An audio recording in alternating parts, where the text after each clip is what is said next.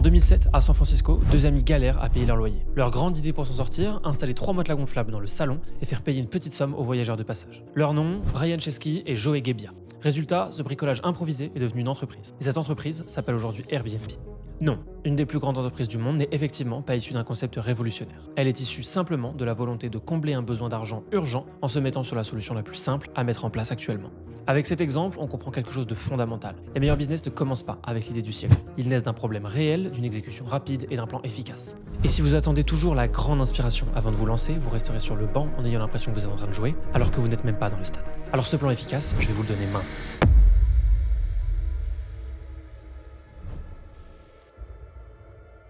L'humain adore croire aux belles histoires inventées. On a envie de croire que les plus belles idées sont nées après une semaine de retraite en introspection, seul, et que le fondateur est revenu en héros avec son idée géniale et qu'il en a créé un empire. Moi-même, j'adore qu'une histoire soit un peu romancée. Sauf que ça ne marche pas du tout comme ça.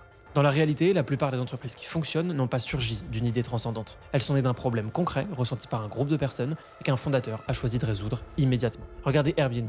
C'était juste la solution à un souci financier. Des voyageurs de passage avec peu de budget ne savent pas où se loger. Ils seraient tous prêts à dépenser 15 $ pour dormir sur un matelas ou un canapé. Simple. De la même façon, Dropbox a commencé parce que Drew Houston en avait assez de trimballer ses fichiers sur des clés USB partout où il allait. Ce n'est pas une idée de génie, ce n'est pas une grande révélation. C'est plutôt un besoin simple, géré par une exécution précise. Alors retenez bien quelque chose. Vous essayez en permanence de vous comparer à ceux qui ont déjà réussi, et vous essayez de faire comme eux. En faisant ça, vous balayez toutes les étapes par lesquelles ils sont passés. Chaque entreprise et chaque réussite vient d'une évolution perpétuelle. Si vous essayez de brûler les étapes en lançant quelque chose de grand dès le premier jour, vous allez vous planter, vous allez vous brûler, et ça va échouer. Alors commencer simple, c'est commencer vite. Et commencer vite, c'est éviter un autre piège. Le piège, c'est que plus vous attendez l'idée parfaite, plus vous vous éloignez de ce qui compte. Satisfaire une demande concrète, mais surtout actuelle. Et pendant que vous patientez, le temps joue contre vous. Parce que pendant que vous scrutez l'horizon en quête de votre idée tant espérée, d'autres personnes testent des solutions, rencontrent des clients, apprennent sur le terrain. Quand vous finirez par avoir votre illumination, si elle arrive un jour, ils auront déjà acquis de l'expérience, déjà conquis un segment de marché et déjà instauré leur réputation. Dans l'entrepreneuriat en ligne, la vitesse d'exécution est fondamentale. Vous le voyez bien, c'est pas les plus intelligents qui gagnent le plus d'argent. On est tous d'accord là-dessus. C'est ceux qui osent se lancer dès aujourd'hui, qui exécutent vite et qui ajustent en chemin. Si vous vouliez lancer une agence il y a 4 ans, que vous ne l'avez toujours pas fait, et que vous avez l'impression fictive que 2025 est enfin votre année, comme bizarrement la majorité des gens, et qu'il est temps, et que c'est maintenant, vous allez tomber de haut en voyant que le problème que vous avez identifié il y a 4 ans n'existe plus et qu'il a été complètement balayé par l'IA. Maintenant, des dizaines de nouveaux problèmes existent. Est-ce que vous allez encore devoir attendre 4 ans? Vous pensez être prudent en attendant le bon moment, en réalité, vous subissez une forme de peur. Peur de prendre le risque d'un faux départ, peur de l'erreur, peur d'être jugé, peur d'échouer, peur que ce soit faux. Mais ce n'est pas votre idée qui déterminera votre valeur. C'est votre capacité à agir maintenant sur des besoins concrets. Résultat, si vous ne vous investissez pas, vous devenez aisément remplaçable. Remplaçable par quelqu'un qui exécute plus que vous et remplaçable par un problème que vous n'aurez pas anticipé car vous n'êtes pas sur le terrain. Le monde n'a pas besoin de quelqu'un qui va ruminer des concepts hypothétiques qui lui semblent brillants sans jamais agir. Le monde a besoin de personnes qui répondent à des problèmes réels simplement. Et au passage, 90% du temps, ceux qui ont des concepts hypothétiques ne sont même pas brillants. Ils sont nuls et ils ne le seront jamais, car leurs idées ne verront jamais le jour. C'est bien plus simple d'avoir une idée qu'on ne rend jamais réelle pour ne jamais savoir qu'elle ne vaut rien pour les autres. La bonne nouvelle, c'est qu'il existe un modèle très simple pour cesser d'attendre et commencer à offrir une solution dès maintenant. En réalité, vous n'avez besoin que de 3 éléments pour démarrer un business. Le premier, c'est un problème réel à résoudre.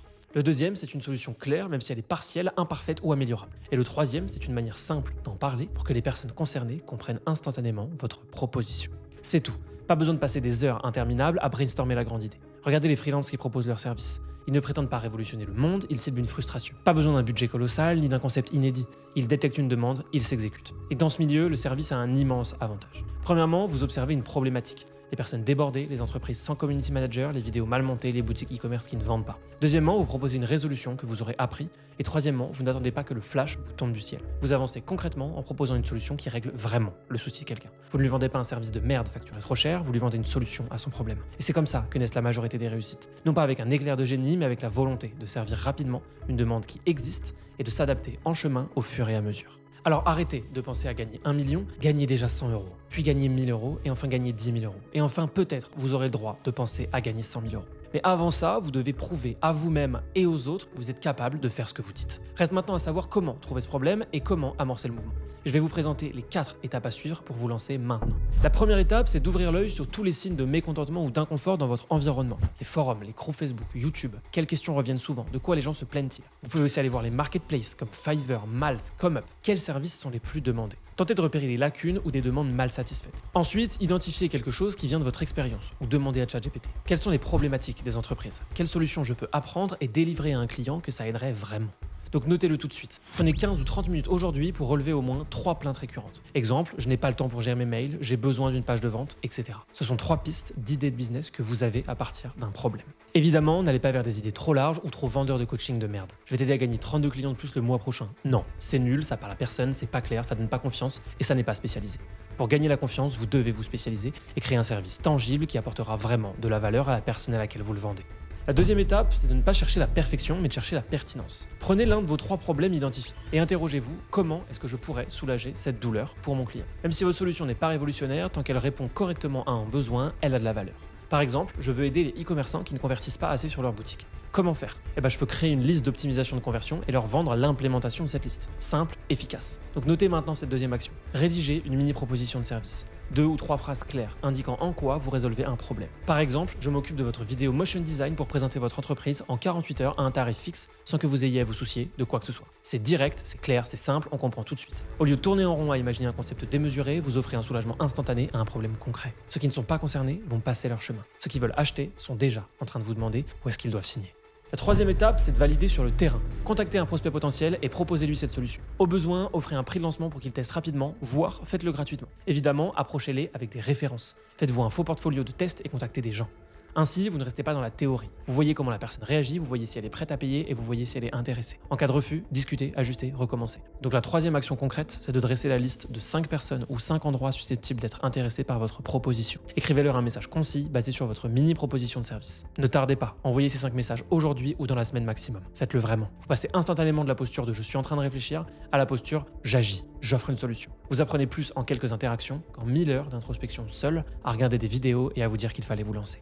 Dernière étape, analysez vos retours et améliorez. La personne a trouvé votre tarif trop élevé, ajustez-le. Elle a apprécié votre méthode, développez-la. L'essence d'un business, c'est l'amélioration continue, pas le concept initial. Airbnb n'a pas commencé comme un SaaS qui vous permet de louer un logement partout dans le monde. Ça a commencé avec 2 matelas dans un appart. Alors ne démarrez pas avec une agence qui fait 1000 services. Démarrez avec un service précis, vendu au juste prix. Gagnez déjà 1000 € avant de penser à vouloir en gagner 100 000. Dernière action concrète, après chaque échange client, notez 2 points positifs et 2 points que vous pourriez améliorer. Puis modifiez votre offre et revenez vers un autre client. Modifiez qui vous êtes et revenez vers un autre client. Au fil de ces itérations, votre petite solution va devenir un service redoutablement efficace. Vous avancez de manière agile sans dépendre d'une grande révélation. Votre force, c'est votre capacité à écouter et à ajuster. C'est donc votre rapidité et votre exécution, pas l'idée grandiose, qui feront la différence. Retenez ceci, les fondateurs d'Airbnb n'ont pas commencé avec un grand dessein. Ils voulaient juste payer leur loyer et ils ont fait avec ce qu'ils avaient. Ils avaient de la place, alors ils ont vendu de la place. Ils sont partis d'un canapé, pas d'une super app internationale. En comblant ce besoin tout simple, ils ont bâti un empire. Je ne vous dis pas de vendre une place sur votre canapé, mais je vous dis d'apprendre une compétence rapidement que vous pourriez délivrer de manière exigeante. Vous pensez peut-être être prudent en attendant de trouver l'idée parfaite, alors qu'en réalité, vous êtes en train de reculer face à l'inconnu. Sauf que dans l'entrepreneuriat, ce n'est pas l'idée qui compte, c'est l'action, la mise en application de votre idée. La seule grande idée dont vous avez besoin, c'est de combler un besoin concret immédiatement et d'ajuster en cours de route. À ce moment-là, vous verrez que votre crainte n'était pas du tout fondée et qu'un client satisfait vaut 1000 fois une illumination tardive.